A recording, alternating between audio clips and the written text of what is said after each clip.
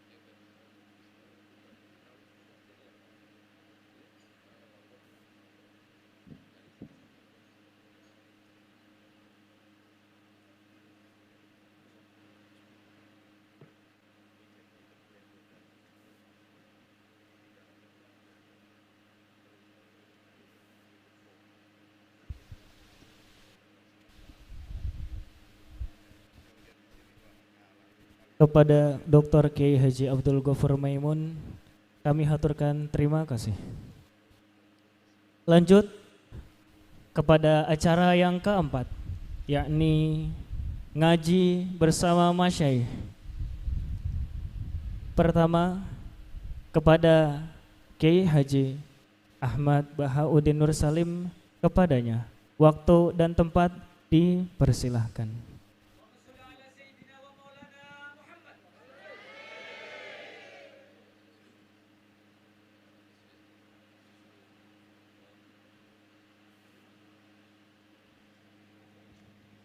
Assalamualaikum warahmatullahi wabarakatuh. Bismillahirrahmanirrahim. Alhamdulillahirabbil alamin wassalatu wassalamu ala asyrofil mursalin sayyidina maulana Muhammadin wa ala alihi wa sahbihi ajmain. Amma ba'du. Yang kita hormati bersama guru kita bersama Kiai Haji Abdul Ghaffar Maimun, semua keluarga besar Mbah Maimun, Gus Yofur, Neng Nadia, semuanya kita hormati, dari Pertamina semuanya, wonten Mas Ari, wonten Mas Solikin, Mas Latif, semuanya saya hormati. Saya sebetulnya sudah 3 tahun yang lalu sering dimintai ngaji sama Pertamina, dan karena saya sudah daftar jadi resi, tengok-tengok di rumah itu sudah nggak mau ya. Alhamdulillah Pertamina punya cara yang agak nggak benar itu, memanfaatkan Gus Yofur ngundang saya. Semoga Allah memaafkan. Itu otak politiknya masih jalan itu. Tapi alhamdulillah semoga ini kesalahan yang dimaafkan Allah Subhanahu wa taala. Karena politik itu penting. Dulu itu ada orang berdoa di depan makam Rasulullah SAW. Itu doanya itu agak ganggu, itu agak menteror. Ya Allah, jika saya jadi orang baik, maka yang senang ini kekasihmu, yaitu Rasulullah SAW. Tapi kalau saya jadi orang jelek, itu yang senang musuhmu, yaitu setan. Monggo terserah, jenengan mau menyenangkan kekasih jenengan atau menyenangkan musuh jenengan, monggo. Itu kata Allah, ini agak repot. Intinya terus, ya sudah kamu jadi orang baik saja, biar kekasih saya seneng. Jadi kadang-kadang hubungan dengan Allah juga harus pakai politik gitu. Jadi in kuntu sholihan surra habibuk. Kalau saya jadi orang soleh maka yang senang kekasihmu. Kalau saya jadi orang jelek yang senang itu musuh engkau. Terserah jenengan sebagai Tuhan milih mana, menyenangkan kekasihmu atau menyenangkan musuhmu. Jadi kadang-kadang dalam dunia ngaji itu juga harus ada akal-akalan gitu. Saya berkali-kali jadi korban. Sebetulnya saya senang uzlah itu bukan karena apa-apa. Satu, iktifa dengan kiai yang sudah ada. Kedua, ya bapak saya itu namanya Kiai Nur Salim, itu punya bapak namanya Mbah Nur Sam. Sepuh-sepuh itu memang uzlah. Mungkin faktor gen. Jadi saya membatasi sekali. Tadi neruskan ngajinya Gus Zofur, saya disuruh agak lama, tapi bukan lama, agak lama itu ya 15 menit. Sambil nunggu Gus Idror. Tadi beliau cerita Mbah Maimun itu menjadikan belajar itu torekoh. Torekoh itu ilmu, kata Mbah Mun, mengajar.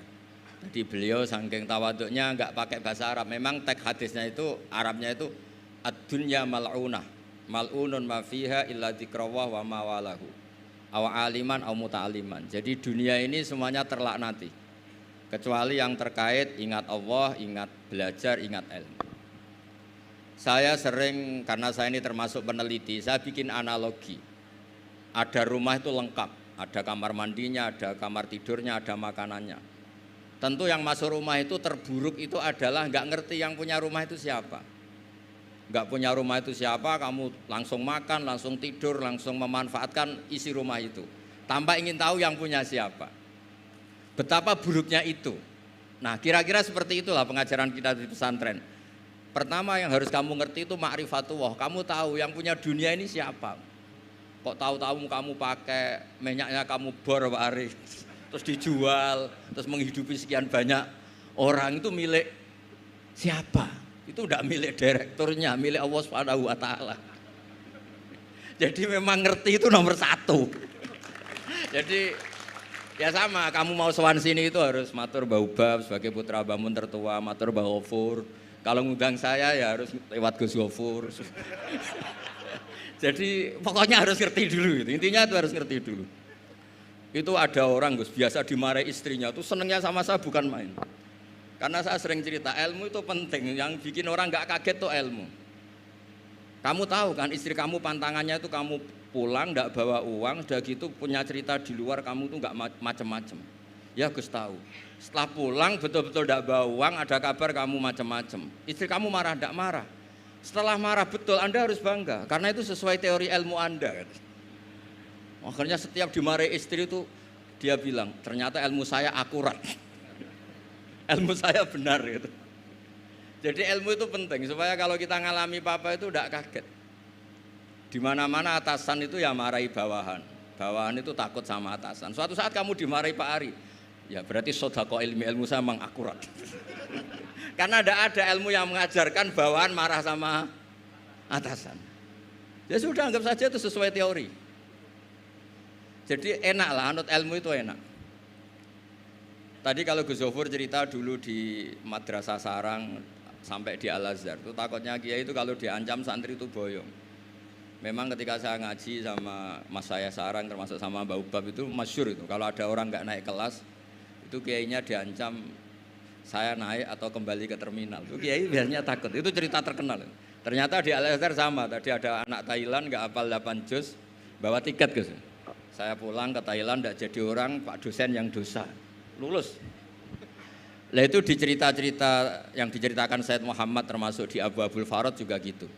Ada orang tuh dosanya banyak sekali, kesalahannya banyak sekali. Sampai diceritakan itu kesalahannya digelar itu tis'atan wa tis'ina sijilan. Kullu sijilin maddul basor. Jadi dokumen kesalahannya itu 99 box kotak, per kotak itu sepanjang mata melihat. Sampai orang ini putus asa karena pasti masuk neraka. Tapi kata Allah, kamu tenang saja. Dan Allah itu sangat, ya kalau boleh dibahasakan itu sangat fair. Sampai Allah tanya, adzalamat kakatabati, apa para penulisnya itu dolim sama kamu sehingga sentimen kalau kamu jelek ditulis, kalau baik gak ditulis.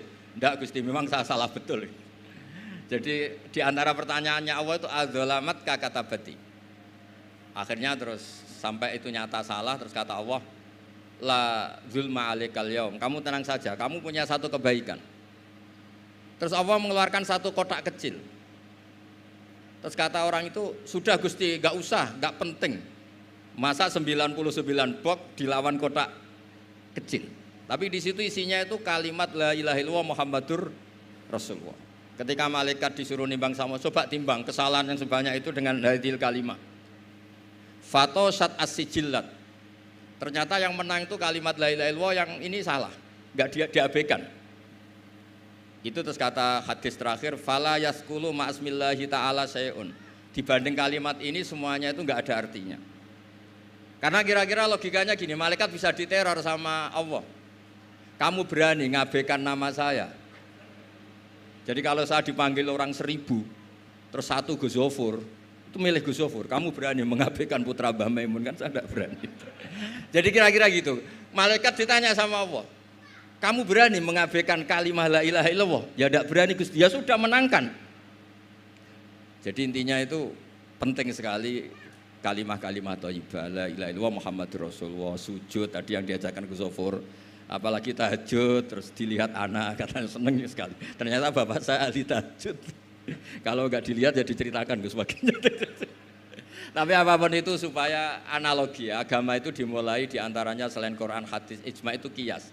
Kias itu analogi. Ya kayak tadi, kamu masuk rumah, di situ semuanya lengkap, fasilitas lengkap. Kamu pakai aja tanpa terlintas tahu yang punya itu siapa, yang mengizinkan itu siapa, betapa buruknya itu. Sama betapa buruknya kita nikmati alam raya ini kemudian tidak tahu yang punya siapa. Nah, mengerti itu disebut ma'rifatullah. Sehingga orang yang tidak ngerti itu termasuk dalam riwayat tadi, ad-dunya mal'unatun mal'unun ma fiha illa dzikrawah wa mawalahu au aliman au muta'aliman. Nggih niku ngoten mawon, nak kata-kata sing bingung mboten kula tok, jenengan luwih bingung. Mergo napa nggih? Repot kabeh. Ilmu nak kakean repot. Kula mawon repot malah jenengan repot. Soale tak janjeni swarga ngoten mawon kersane seneng. Mau jare Gus Gofur ngoten. Ado-ado Semarang rene numpak bis mlebu hadis man salaka tariqan yaltamisu fi ilman sahalallahu lahu tariqan apa ilal jannah. Jadi pokoke ngaji teng adat pesantren wis pokoke sing seneng wis mboten ngancam-ngancam wis. Ini wasiate bapak kula. Bapak kula sering cerita, wong ning omah diamuk bojone utange akeh, ning tempat ngaji diancam neraka. Dadi ning omah diancam, ning tempat ngaji diancam. Jadi min jahanam ila jahanam. Kata bapak saya, pokoke ngaji ku sing seneng. Alhamdulillah, guru saya juga guru bapak saya, Mbah Maimun tuh kalau ngaji ya guyon itu. Sampai pernah beliau cerita, aku tahu disalahno wong ngaji kok guyon terus. Dewe Bamun lucu. Mergo aku wis iso maca, cara rapati iso ya ora iso guyon, mergo wis meruntus roh kitab iku. Mas kok mikir terkipe piye wis meruntus. Ora kober apa? Guyon. Supir nampun ahli kan santai mawon guyon, nak latihan kan tegar. Jadi kadang-kadang guyon itu buktekno alime, orang tertentu tapi tentu yang sekali berbahmun, yang sekali berorang-orang. Nggih mboten mawon kula kepengin nggih pokoke jenengan ngerti lah kenapa yang tidak mal'un, yang tidak terlaknati itu orang yang ngerti. Karena kamu masuk Pertamina harus tahu direkturnya siapa, prosedurnya kayak apa, masuk rumah juga gitu, nyupir juga gitu. Pertama yang harus tahu ini remnya kayak apa, semuanya harus tahu. Dan tentu di alam raya ini yang penting adalah tahu.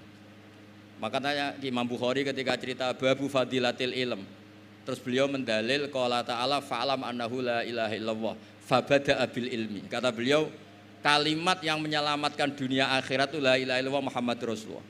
Hanya kata ilmu yang bisa mendahului kalimat itu, yaitu fa'lam annahu la ilaha illallah. Jadi kalimat yang sesakral itu enggak ada kata yang mendahului kalimat itu kecuali kata ilmu, yaitu fa'lam. Kata Imam Bukhari fabada'a bil ilmi.